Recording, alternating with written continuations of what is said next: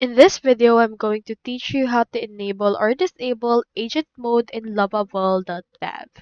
So the first thing you need to do is you need to head over right here to their website, which is Lovable.dev.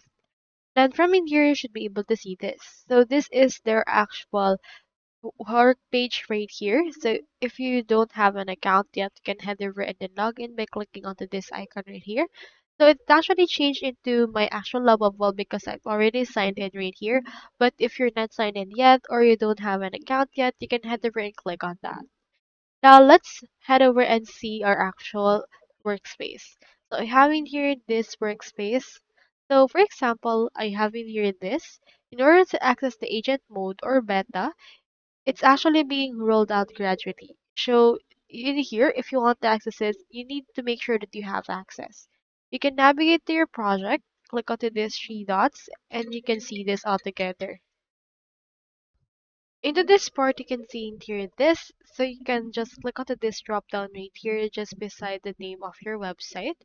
And in here, you can see the settings option. So head over and click onto the settings right here.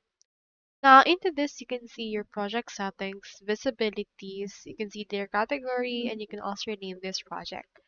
So in here, you can also delete this project if you would want. Now in here, you can actually access a lot of settings that you want. And under this, you can see as well your account. You can see in here the legacy mode. So in here, this disables the advanced agent features and adaptive pricing. So in this case, you can head over and then disable it into this in order to enable the actual agent mode. If you want to disable agent mode, make sure to turn this on right here if you want to actually do it. Once you're done with everything, you should be able to see in here an advanced thing that you can use, which is the actual agent mode. So that's all there is today, and I hope this video helped you out.